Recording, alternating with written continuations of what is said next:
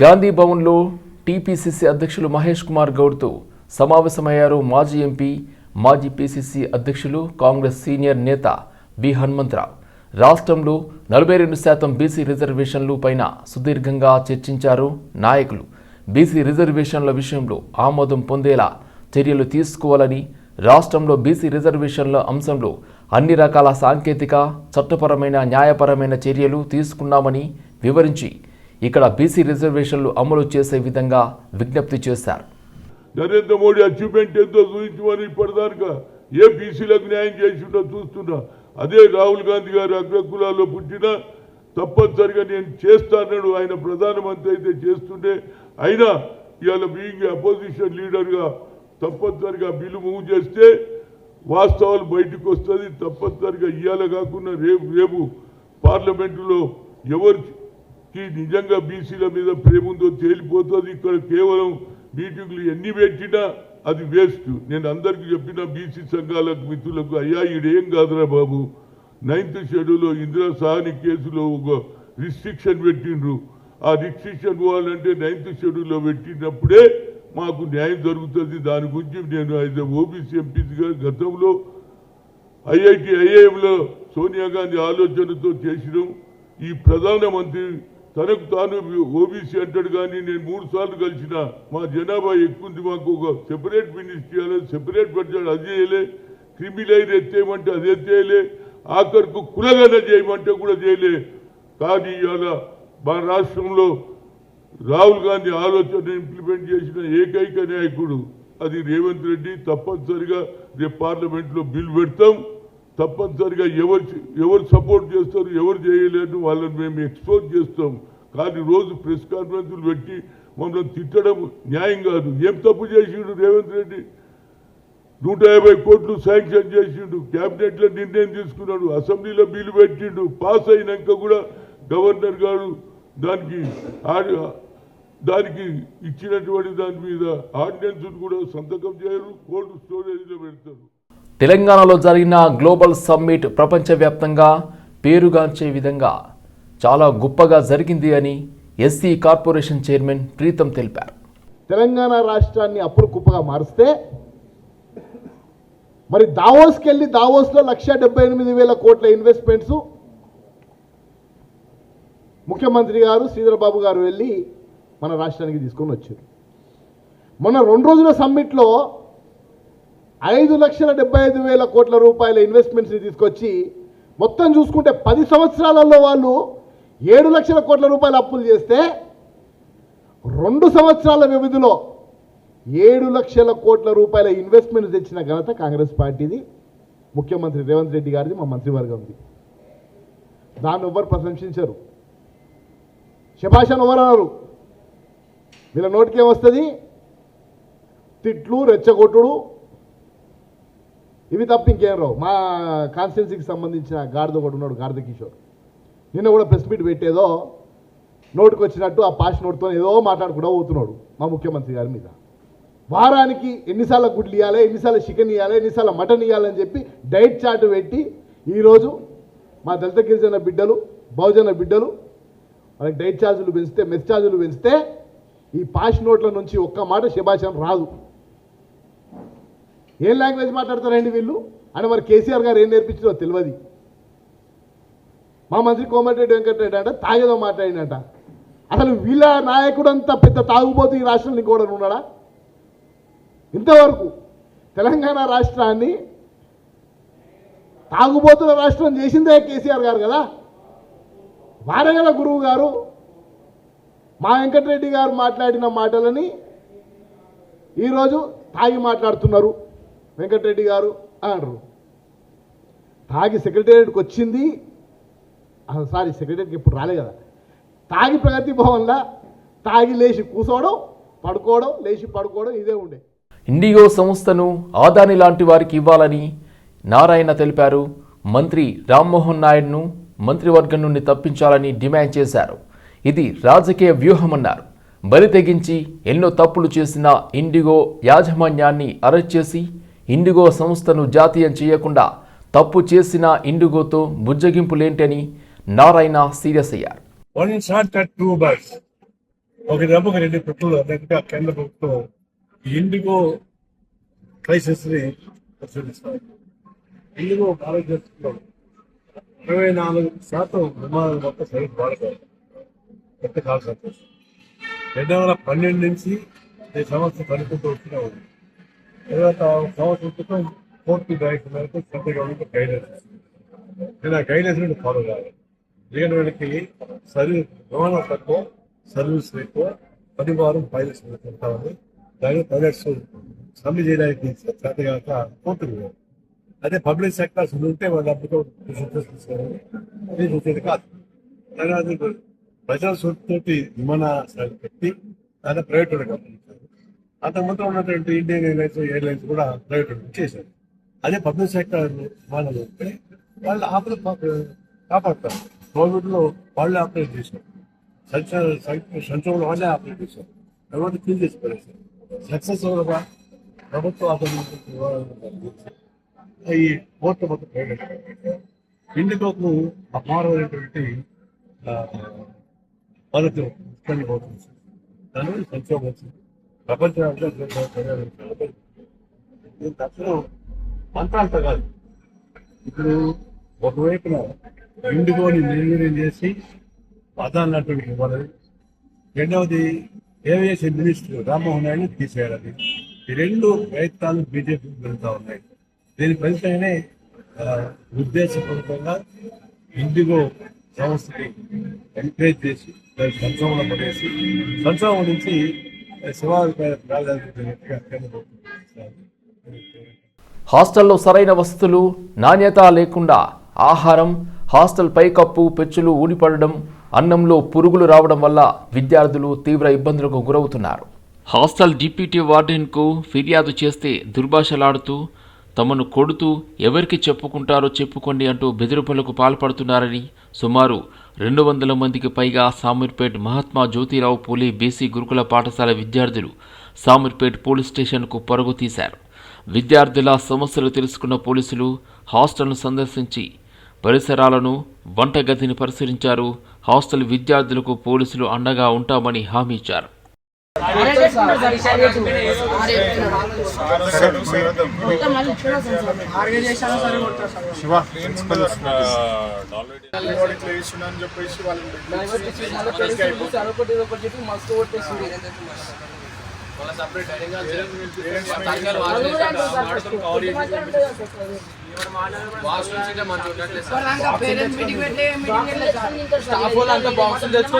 మా దగ్గర తినమని నాకు తెలుస్తుంది. అన్నంలో పురుగులు వచ్చినా మేము మొత్తం పురుగులు పక్కకు పడేసి ఫుడ్ మొత్తం రాళ్ళు అవన్నీ వస్తాయి సార్. మొత్తం మధ్యాహ్నం ఫుడ్ నైట్ పెడుతురు. మొత్తం చెంటుంటే ఎక్కువ మాడిపోతుంది సార్ ఫుడ్. మళ్ళీ ట్యాంక్స్ అవి డ్రింకింగ్ వాటర్ క్లీన్ చేస్తారు సార్. మొత్తం పాకురు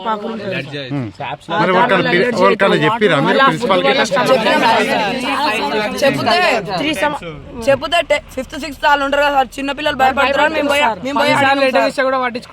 ఎన్నోసార్లు లెటర్ ఇవ్వమంటారు. అందుకే ఈ రోజు PS లో కంప్లైంట్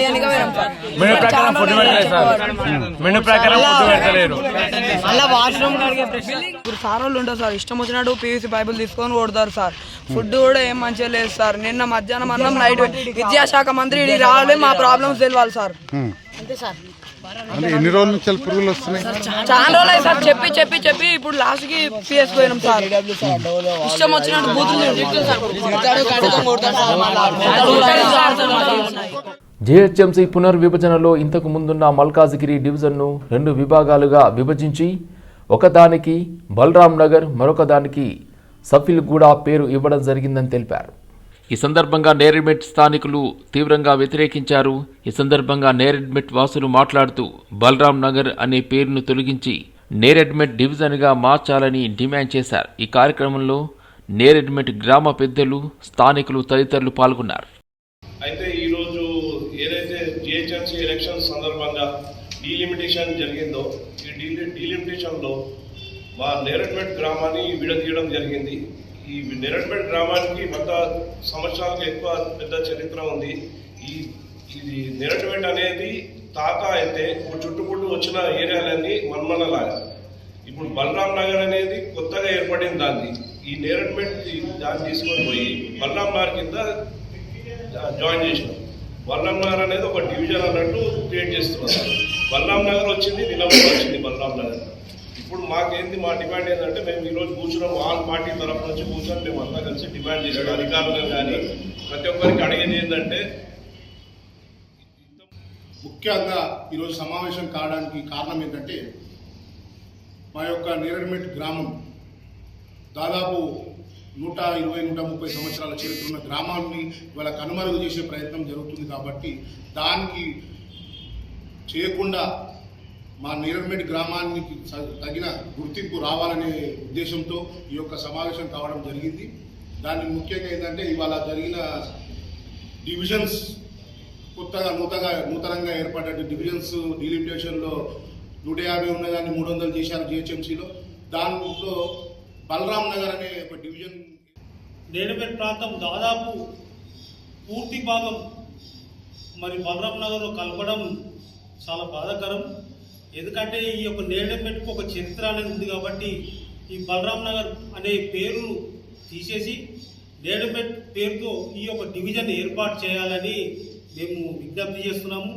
ముఖ్యంగా నేరడ్మెట్ బలరాం నగర్ డివిజన్లో కొంత నేరడ్మెట్ భాగం, అదేవిధంగా సఫిల్గూడ డివిజన్లో కొంత నేరడ్మెట్ భాగం మరి చీల్చి అలా కలపడం జరిగింది. దయచేసి అధికారులకు మా యొక్క విజ్ఞప్తి ఏంటంటే నేరడ్మెట్ పూర్తి తెలుగు డిజిటల్ ఎంటర్టైన్మెంట్ రంగంలో పాపులర్ అయిన చాయ్ బిస్కెట్ సంస్థ చాయ్ షార్ట్స్ పేరుతో కొత్త ఓటీటీ వేదికను మొదలుపెట్టింది. ఈ సందర్భంగా చాయ్ బిస్కెట్ శరత్ మాట్లాడుతూ చాయ్ షాట్ను మేము 2 నెలల క్రితం లాంచ్ చేశాం. మంచి రెస్పాన్స్ వచ్చింది. చైనా, యుఎస్, కొరియా, జపాన్ వంటి దేశాల్లో షార్ట్ సిరీస్ కంటెంట్కు మంచి డిమాండ్ ఉంది. ఇండియాలో తొలిసారి ఈ కాన్సెప్ట్ ప్రధానంగా ఈ ఓటీటీ ప్లాట్ఫామ్ను లాంచ్ చేస్తున్నాం. ప్రస్తుతం తెలుగులో స్ట్రీమ్ చేస్తున్నాం.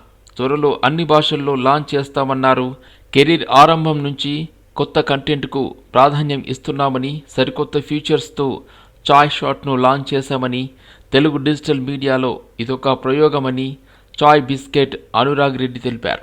ఈ ఓటీటీలో హీరో రానాతో పాటు స్విగ్గీ, రెడ్ బస్, ఫిజిల్స్ వాలా, ర్యాపిడో, డార్విన్ బాక్స్, విర్జియో వంటి సంస్థలు ఇన్వెస్టర్లుగా ఉన్నారు.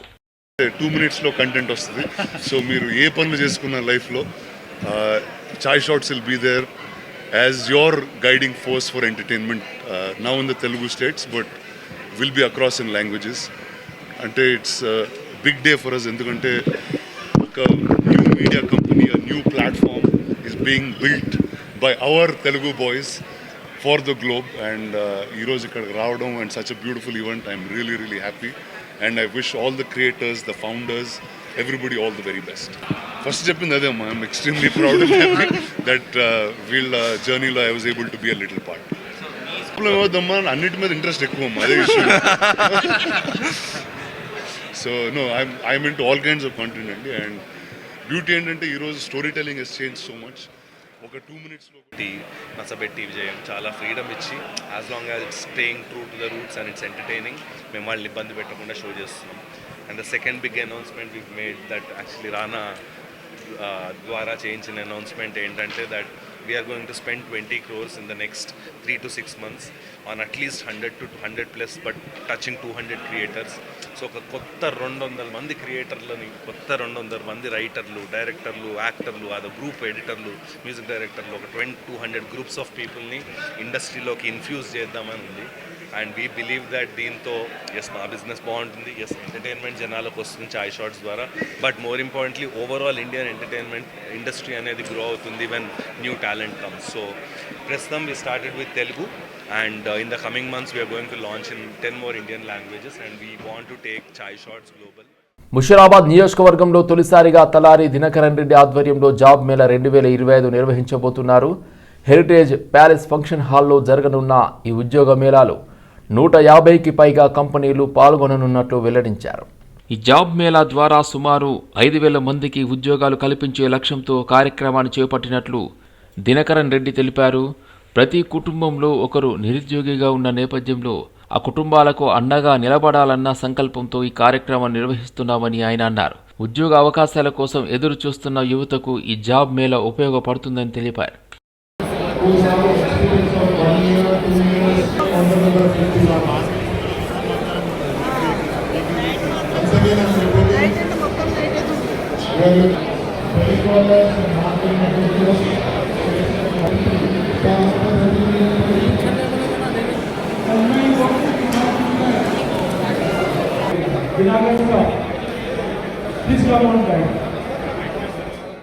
నమస్కారం అందరికీ. నా పేరు దినకరన్ రెడ్డి.